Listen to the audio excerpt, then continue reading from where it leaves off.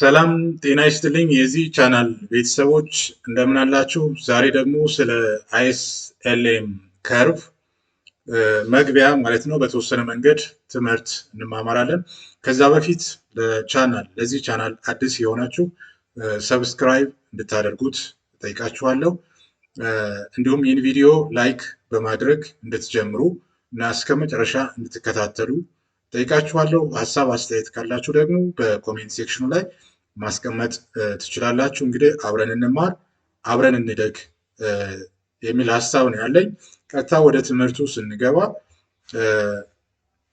the ISLM ሞዴል እንግዲህ the ISLM ሞዴል ማለት ነው በማክሮ ኢኮኖሚክስ ስለ አግሪጌት ዲማንድ ኤንድ አግሪጌት ሳፕላይ ስንማር የሚመጣ ሀሳብ ነው ወይም ታይትል ነው።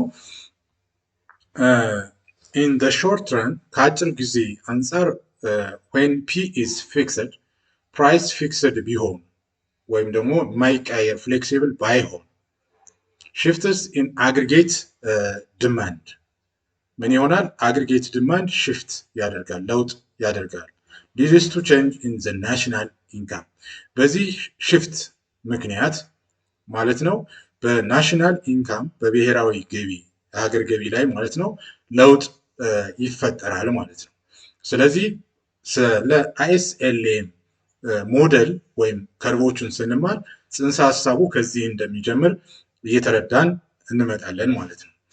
the ISLM model a model of aggregate demand ምንድነው? የአግሪጌት ዲማንድ ሞዴል ነው።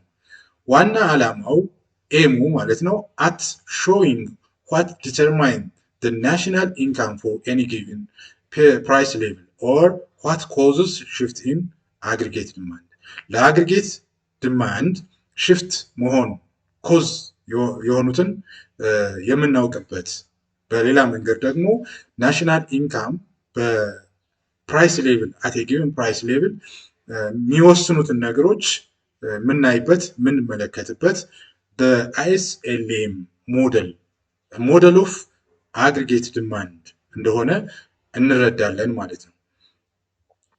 the two parts of the model are እንግዲህ ሞዴሉ ሁለት ፓርት አለው። አይኤስኤልኤም ሞዴል ሁለት ፓርት አለው። አንደኛው ፓርት አይኤስ ሲሆን ሁለተኛው ደግሞ ኤልኤም ይሆናል። ሁለት ፓርት አለው ብለናል። አይኤስ የመጀመሪያው ፓርት ነው። ሁለተኛው ፓርት ደግሞ ኤልኤም ነው። እያንዳንዳቸው ምንድነው የሚወክሉት የሚለውን ቀጥሎ እንመለከታለን ማለት ነው። አይኤስ stands for I which indicates investment የመጀመሪያዋ አይ ኢንዲኬት የምታደርገው ምንድነው? ኢንቨስትመንትን ነው። ስለዚህ ወጪ አለ ኢንቨስት ማድረግ አለ ማለት ነው። ሁለተኛው ኤስ ኢንዲኬት የሚያደርገው ከአይ ቀጥሎ ኤስ ያለው ማለት ነው ሴቪንግ ነው።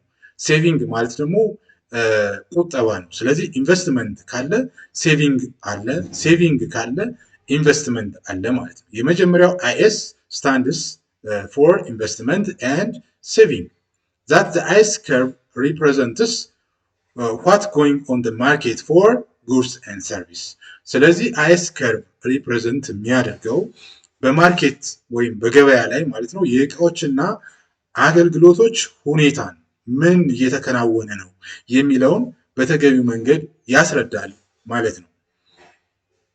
LM stands for the first L here L stand የሚያደርገው ሊኩዊዲቲ ነው። ሊኩዊዲቲ means that demand for money የገንዘብ ፍላጎት ልንል እንችላለን። ሊኩዊዲቲ L stands demand for money and M stands for money which means supply of money የገንዘብ አቅርቦት ልንል እንችላለን ማለት ነው።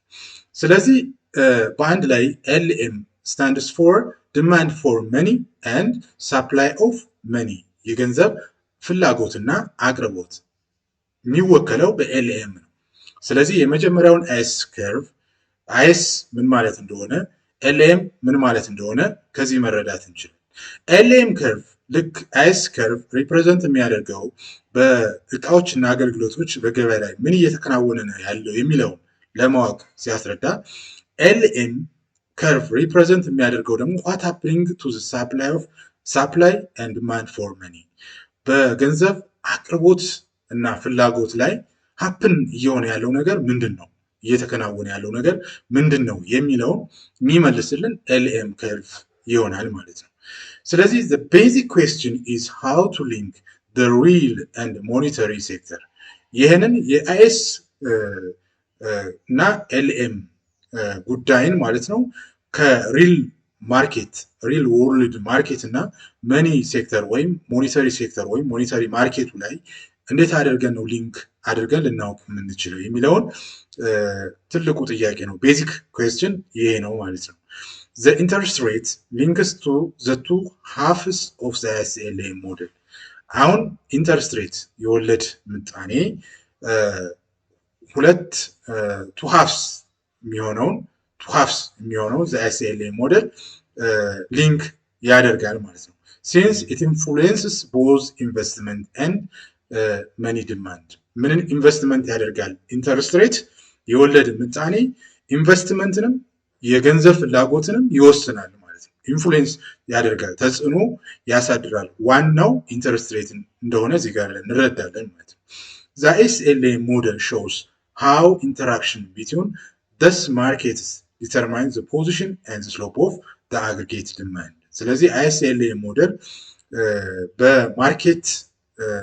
በማርኬት ማለት ነው በኢንቨስትመንት ያለው ማርኬት እና በመኒ ማርኬት ያለውን ማለት ነው የሚወስን ነው። ፖዚሽኑን ጭምር ያለበትን ሁኔታ የሚያመለክት ነው። እንዲሁም the slope of the aggregate demand ጥቅል የፍላጎትን ማለት ነው የፍላጎት ከርቭን ስሎፑን የሚወስነው ICLA ሞዴል እንደሆነ እንገነዘባለን ማለት ነው።